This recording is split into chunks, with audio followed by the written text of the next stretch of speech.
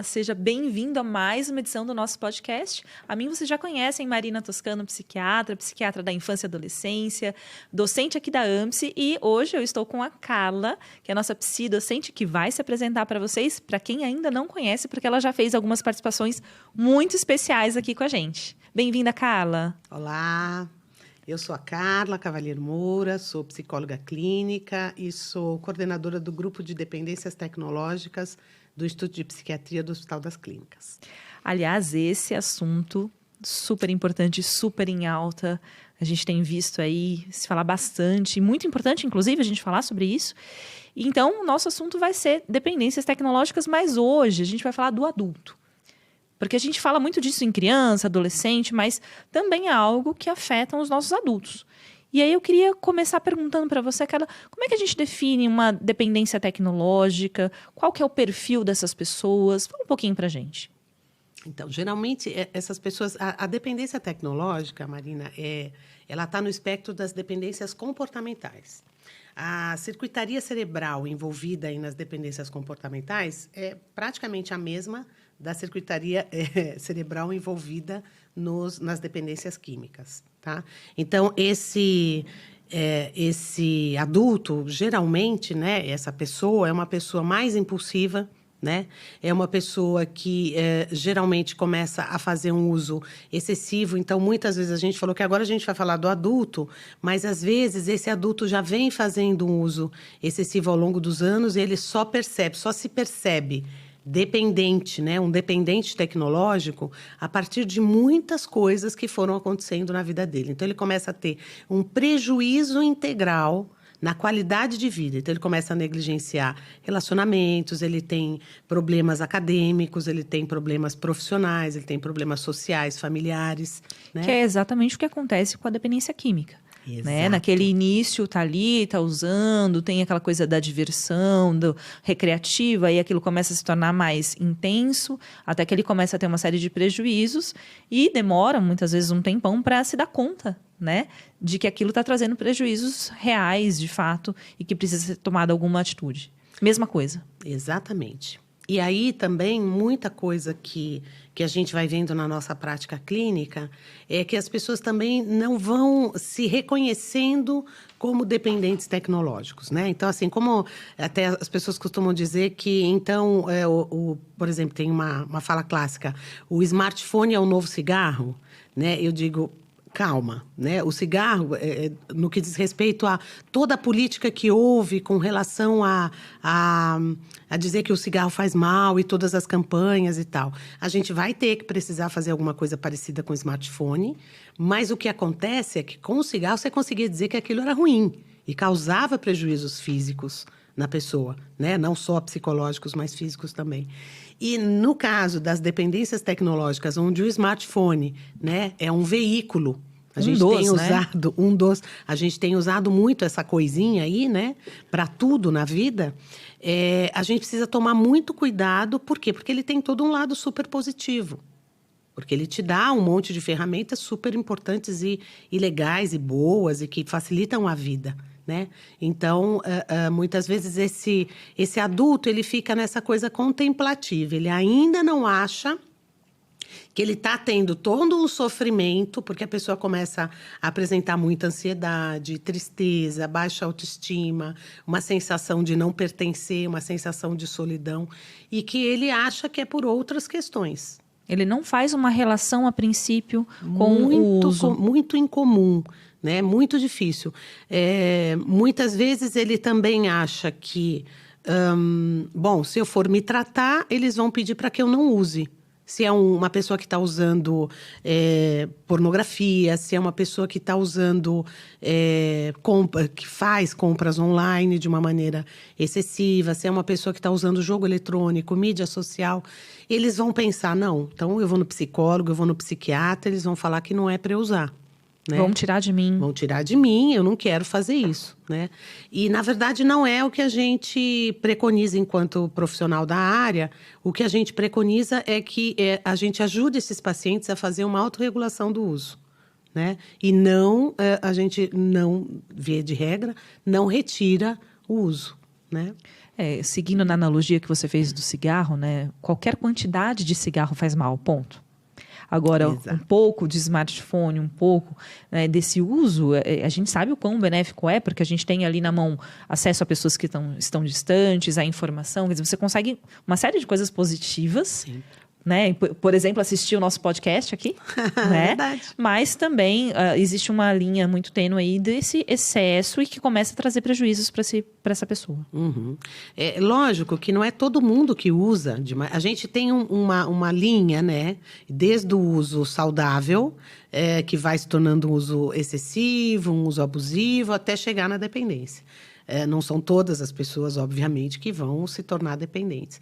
Mas essa ponta aí, né, da linha, né, dessa linha, são as pessoas que vão adoecer e as pessoas que muitas vezes vão precisar de um tratamento, vão precisar de uma ajuda psiquiátrica, psicológica, para poder dar conta de retomar uma vida que foi negligenciada por conta desse uso. Porque o principal não é aquela pessoa que usa... nossa, está usando 10 horas dia, 8 horas dia. Não é só esse o critério diagnóstico. Isso né? que eu ia te perguntar. Seguem os mesmos critérios das outras dependências? É diferente? Sim. A gente tem os critérios diagnósticos estabelecidos, né? Depois eu posso até mandar um material para você sobre isso. Seria legal? A gente coloca lá para as psis? Eu acho que seria legal. E tem um teste clássico para fazer, tem uma escala, né? Na verdade, é um teste, é o IAT, Internet Addiction Test, que é o mais usado mundialmente até hoje para detectar dependência tecnológica. Então, os profissionais, tanto psiquiatras como os psicólogos, podem usar o IAT e está aí publicado, mas posso mandar esse material também para vocês. Fala um pouquinho para a gente, o que tem nesse IAT? Quais são as perguntas IAT são que tem lá? 20 perguntas em que eles vão perguntando a frequência, né? E vão vendo os prejuízos. Então, com que frequência você deixa de fazer as suas tarefas domésticas por conta do uso excessivo da tecnologia? Com que frequência você mente para as pessoas ao seu redor sobre o uso da tecnologia? E aí ele tem lá, né, uma escala Likert que vai te dar ali um parâmetro para você, enquanto profissional, dizer para esse teu paciente: olha, aqui, segundo o que eu estou observando da nossa conversa, e também com esse instrumento, tem uma questão aqui que a gente precisa olhar, que a gente precisa trabalhar. Né? Essa tomada de consciência, Marina, como a tecnologia é muito nova, né? E as pessoas uma parte das pessoas estão adoecendo, lógico que tem também, a gente não pode esquecer que tem uma predisposição também, né? Essas pessoas mais vulneráveis e tal, e uma predisposição. Mas as pessoas estão adoecendo e elas não estão se dando conta de que isso está acontecendo, né? Então, é muito novo. Então, nós da área da saúde, a gente precisa ter cada vez mais, né, essa tomada de consciência junto com os nossos pacientes. Eu falo muito isso em todas as minhas falas, é mandatório que todo profissional da saúde investigue o uso da tecnologia para aquele paciente que chega no consultório. Mesmo que ele chegue com qualquer outra queixa, seja ela qual for, estou com dor de estômago, você vai perguntar para ela como é que é o uso dela da tecnologia. Por quê? Porque na maioria das vezes tem uma correlação. Às vezes é uma correlação mínima, mas há uma correlação. Né? Sim, até porque o paciente que fica ali horas e horas no celular ou no jogo, ele deixa de se alimentar bem, ele não dorme bem, ele começa a ter uma série de distúrbios relacionados a sono, a metabolismo, uma série de outras coisas. Ele não se exercita, Sim. não toma sol, Sim. quer dizer, né? Tem uma integração aí com todos os outros sistemas, né? Então, isso é legal, isso é bacana, porque muitas vezes os profissionais, de fato, não fazem. Às vezes, até o próprio psiquiatra acaba não se lembrando, diante de tantas coisas que tem ali na consulta, de perguntar. Então, isso é uma informação importante.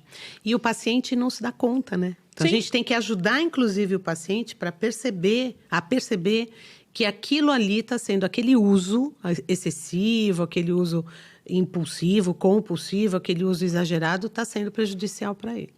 Legal. E você comentou de alguns perfis de atividade, né? Então, não só o jogo, mas a questão da pornografia, de compras. Comenta um pouquinho pra gente, como que é isso? Hoje a gente costuma dizer, os estudos têm mostrado que não é da tecnologia que a pessoa fica dependente.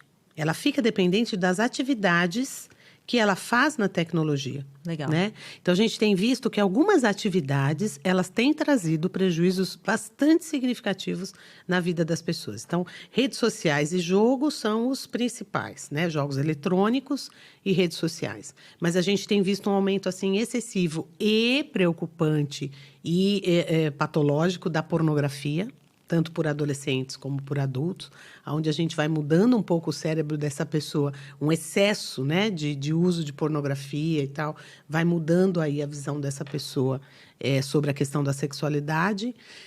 A gente tem tido jogos eletrônicos, né, jogos de azar pela internet, apostas, um aumento grande, compras, né? Ainda mais também. Agora que tem um monte de aplicativo, tudo baratinho, Exato, mulherada fica louca. Né?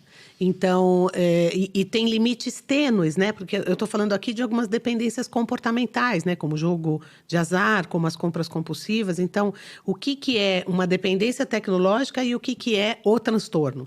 Então, tem o transtorno só compras compulsivas e tem o transtorno de dependência tecnológica. A gente sempre vai perguntar para esse paciente, mas se tirar o eletrônico de você, né, se não for via celular, você vai fazer uma compra mesmo assim? Vou. Uhum. Eu vou tentar, vou dar um jeito. A gente está falando de outra coisa. A gente está falando de outra coisa. Né? Outras atividades, como, por exemplo, hoje que está sendo muito comum, navegar no YouTube. Né? Você entra num estado ali de imersão que uma coisa vai te levando à outra e você entrou num primeiro... Eu costumo dizer que é uma distorção temporal, né? Você entra num primeiro momento falando, eu vou assistir aquilo ali, porque é importante assistir aquilo ali naquele minuto, naquele momento, e aí o algoritmo vai te levando para outro, e quando você se dá conta, você falou, eu tinha 15 minutos para olhar aquilo ali. Quando você se deu conta, você ficou 1 hora. Então, essa é uma percepção que a gente trabalha muito com adulto, né? O tempo que você está ali e também essa coisa de você ser sequestrado, porque a tecnologia, ela acaba, pela própria arquitetura dela, tentando te sequestrar. E faz isso tão bem, né? Nossa! Então, você tem que ir lutando contra isso, né? É uma batalha ali. Sim. Né? Eu vejo isso, a gente, né, que tá ali, às vezes, no Instagram, ou vendo uma bobeira qualquer para se distrair. Quando você vê, passou um tempão, aí você fala, opa... Tô aqui faz 1 hora. Não, acabei de começar a ver isso aqui. Você tá lá, né? Naquele mecanismo. Porque, querendo ou não, é dopamina, né? Dopamina, circuito de recompensa, uma delícia. Porém, a coisa pode complicar. E quando complica? Como que funciona isso? Como é que o paciente busca ajuda? É o paciente que chega até você? É a família que leva? Como que funciona? Então, a gente tem todos esses modelos, né? Os mais jovens é a família que leva. E muitas vezes esse adolescente não adere ao tratamento num primeiro momento, até ele chegar a reconhecer que ele tem uma questão, demora. Às vezes ele já virou um adulto e começa a ter um prejuízo funcional grande, observável, e aí, obviamente, a família começa a mostrar e aí ele vai atrás. É lógico que se ele consegue tratar, se a gente consegue tratar isso mais jovem, é muito melhor. Mas isso é um fenômeno muito comum. E o próprio adulto que acaba buscando, a hora que ele começa a perceber, por exemplo, algumas pessoas que começam... tem, por exemplo, uma perda de relacionamento por conta de um uso excessivo. Né? E aí se dá conta, nossa, mas meu namoro terminou e o foco do término foi porque eu usava excessivamente. Uhum. Essa é uma questão clássica, né? E agora a gente está tendo a novela. Sim, né? Travessia. Que está mostrando lindamente, né? Exato. Assim, que as pessoas precisam ter um pouco de reconhecimento que isso acontece e acontece mesmo. Sim, e é legal porque a novela está fazendo um serviço, né? Para a comunidade como um todo, para perceber que lá na novela está aparecendo... trata-se de um menino, né, de um adolescente que joga jogos eletrônicos. Mas aquilo ali que passa na novela é muito normal, é muito semelhante Vida ao que real, acontece, né? com um adolescente. E é o que acontece a qualquer um que tem sintomas de dependência tecnológica. A abstinência, a tolerância, a saliência. Então, todos aqueles fenômenos, né, que o menino mostra ali, que a novela está mostrando, são muito comuns também no adulto que usa a tecnologia demasiadamente, abusivamente. Sim. E aí agora eles começaram a falar um pouquinho sobre a questão do tratamento. Queria que você comentasse, né? Você que trabalha num centro especializado, como que é o tratamento, como que funciona, o que que a gente precisa abarcar ali nesse tratamento? A família tem que participar, não tem? Como que é? Tá. O que é legal ali do nosso tratamento, primeiro que ele é um tratamento gratuito. Você está falando do ambulatório. Do ambulatório. Então, é um tratamento do IPQ, gratuito. Tá, gente? Oferecido pelo Hospital das Clínicas, né? Pelo Instituto de Psiquiatria. Lá nós temos um ambulatório que chama Ambulatório dos Transtornos do Impulso. Então, ele trata de várias dependências comportamentais. E um dos grupos é o grupo de dependência tecnológica que eu coordeno. E lá a gente já trabalha, né, na figura do Cristiano Nabuco, que é nosso supervisor, a gente já trabalha desde 2006 com essa demanda. Então, vocês pensarem, nossa, Carla, em 2006 a turma já estava começando a ter sinais, sintomas, adoecendo disso? Sim. Opa, e como, né? E como? E aí, o que acontece? Lá, neste ambulatório, a gente só atende adulto de 18 anos. Mas é legal a gente destacar isso aqui, né, Marina? Porque as pessoas podem indicar para os pacientes. A gente recebe muito paciente assim, vindo do interior, porque o nosso tratamento é online. Depois da pandemia, ele migrou para online. E ele faz terapia com uma psicóloga no interior ou em outro estado. E faz a terapia de grupo com a gente também. Ele faz Fantástico. As duas coisas. Né? O único senão que há ali no nosso modelo, né, de ingresso do paciente é que ele precisa vir pelo menos uma ou duas vezes durante o tratamento, que dura quase um ano, ao ambulatório aqui em São Paulo. Então, alguns pacientes conseguem vir, outros não. A gente tenta até indicar para alguns mecanismos para ver se ele consegue alguma passagem e tal.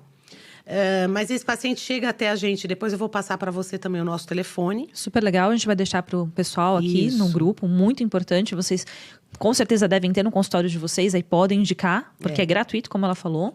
E o que é legal é que assim, não exclui o tratamento psicoterapêutico. Eu, particularmente, até gosto quando o paciente chega e fala, olha, quem me trouxe, né, quem me indicou foi a minha psico.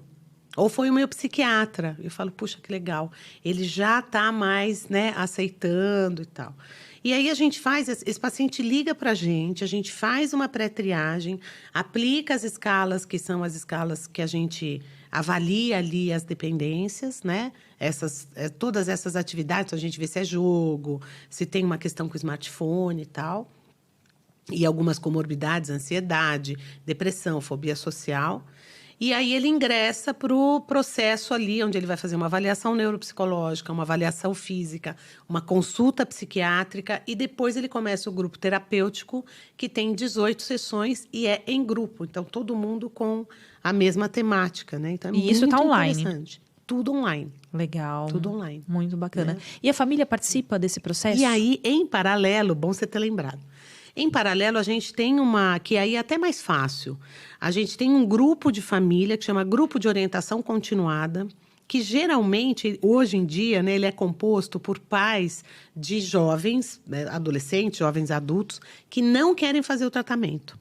Então, o que é legal é que esses grupos, eles acabam acolhendo esses pais e dando ferramentas de como manejar, né, a consciência, trazer a consciência, como fazer com que eles consigam trazer a consciência desses filhos para que eles precisam buscar tratamento, né? Então, é muito bom esse grupo está tendo...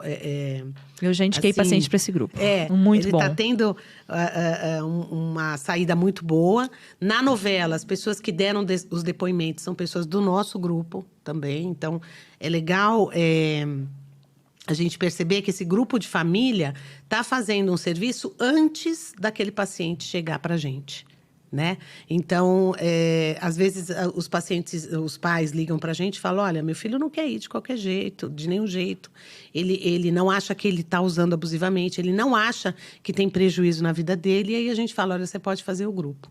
E aí, como é que chega para esse grupo? Também pelo mesmo telefone, a pessoa liga, é feita uma pré-triagem, só que ela, como não tem psiquiatra envolvido, neuropsi, não tem esse processo todo, ela não precisa ter nem sempre, né? Se caso ela não conseguir vir pessoalmente ao HC, mesmo assim ela é contemplada, essa família é contemplada. E aí pode participar o pai, a mãe, às vezes quem participa é a esposa, o esposo. Nós já tivemos casos de filha que indicou a mãe, que usava muito a tecnologia. E aí a filha foi fazer o grupo até conseguir fazer um manejo da mãe, né?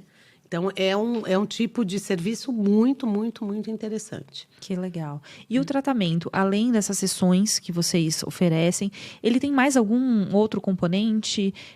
Tem medicação no meio? Precisa medicar esses pacientes? Como que funciona? Geralmente, a gente percebe que as comorbidades é que são medicadas, né? Então, é mandatório lá no IPQ que o paciente passe em consulta psiquiátrica. E aí, o psiquiatra vai avaliar, né, os prejuízos nesse paciente e, às vezes, ele adota, sim, uma medicação. Porque, né, Carla, infelizmente a gente não tem nenhuma medicação específica para dependência. Seria lindo, né? Olha, você tem dependência? Toma esse comprimidinho aqui e ela some. Né? Porque é um fenômeno extremamente comportamental, né? E a gente não consegue. Então, são as comorbidades. Então, paciente ansioso, paciente deprimido, aí é que vai entrar a questão medicamentosa. Muito bem, muito legal. E com relação a essa questão da novela, o que você acha que vai ser o desfecho ali? O que você imagina? Eu estou acreditando, diante de como está sendo conduzido, né? E a gente vê isso acontecer também na prática de verdade, que esse menino vai aceitar a psicoterapia, né?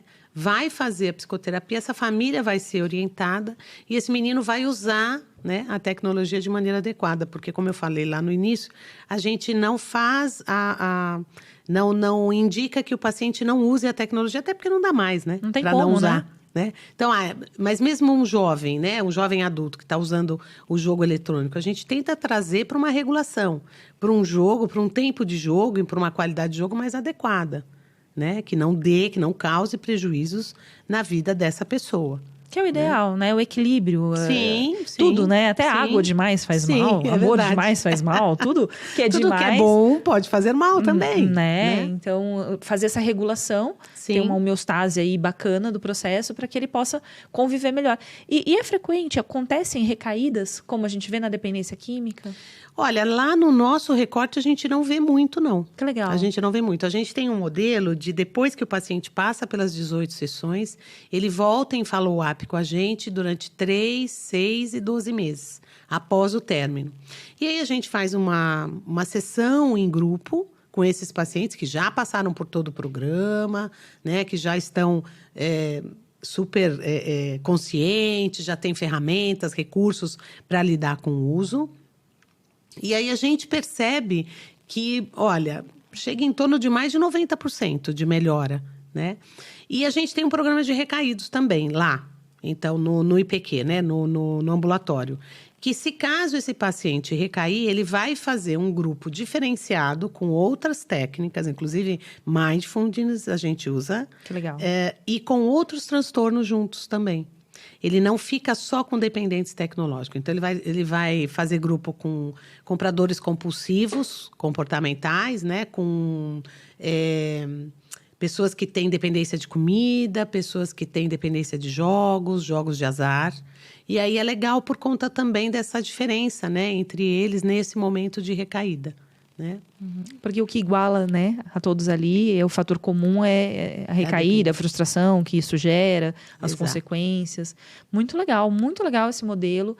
A gente vai deixar depois os dados para o pessoal poder encaminhar, porque é algo que a gente tem visto. O que a epidemiologia tem mostrado? Está aumentando muito? Como que está isso? Então, os estudos têm mostrado que mais em relação a mídias sociais e jogos. Tem aumentado. Tem aumentado, né? Tem alguma diferença entre sexos? Os meninos jogam mais, geralmente, e as meninas usam mais redes sociais. Redes sociais, hoje, a gente está falando de Instagram, TikTok. Sim, principalmente, né? Basicamente esses dois. Basicamente. Que legal. Bom, a gente falou sobre várias coisas. Acho que é sempre um prazer receber você aqui. E acho que podia deixar você com algumas considerações finais. Eu gosto muito daquela sua fala sobre a questão alarmista, porque a nossa ideia não é, né, falar, meu Deus, né, isso aqui é um demônio, o celular é um horror, vamos queimar na fogueira, né? Queria te deixar com essas considerações. É o que a gente fala muito, principalmente para o profissional da área da saúde, né? Para a gente não demonizar a tecnologia, né? Ela está aí, ela não vamos voltar atrás. Eu costumo dizer que depois da pandemia, durante a pandemia, a gente trocou a roda do carro com o carro andando, no que diz respeito ao uso dessa, né? De todo esse ferramental tecnológico, a própria trabalho home office, né? Ele ia demorar muito para chegar. Foi naquele susto, né? A gente fez tudo assim, né? E que tá ok, né? Eu tenho visto ali no meu recorte clínico até o pessoal dando conta. Essa forma híbrida também, que é bem interessante, né?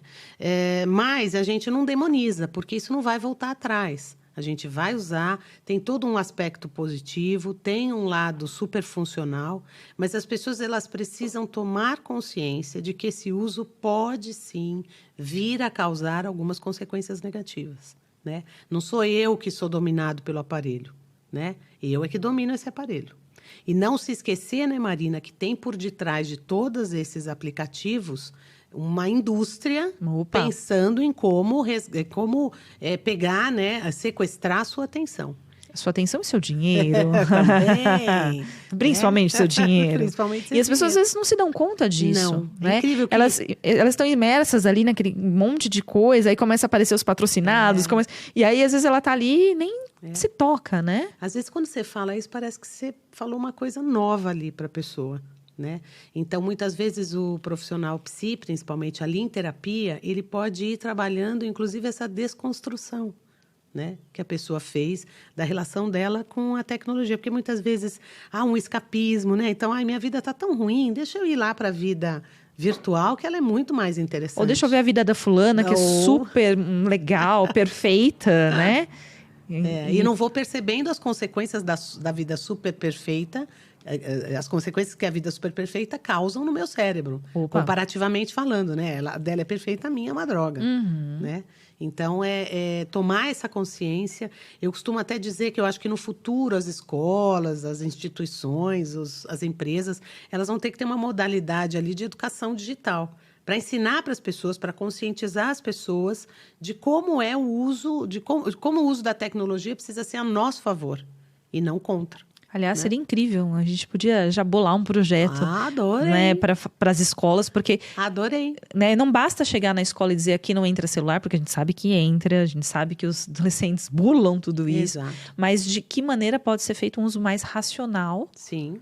E evitar, talvez, fazer um trabalho mais preventivo, que eu acho que é isso. Não adianta a gente só tamponar o problema lá na frente, mas desde cedo, talvez, educar os pais e as crianças para que tenham um uso mais racional, equilibrado. Seria perfeito, seria né? Sensacional, né? Quem sabe? No futuro próximo. Pois é. Fica aí a dica para a gente pensar em novos projetos. Muito bom. Um prazer enorme te receber aqui. Mais uma vez, obrigada. Pessoal, todas as suas dúvidas, vocês estão falando com a expert do assunto. Então, pode mandar, pode encher de perguntas difíceis, ela adora. E, bom, é isso. Eu espero que vocês tenham gostado desse mais um podcast que a gente fez aqui para vocês, com muito carinho. E até a próxima. Até. Obrigada, pessoal. Tchau, tchau.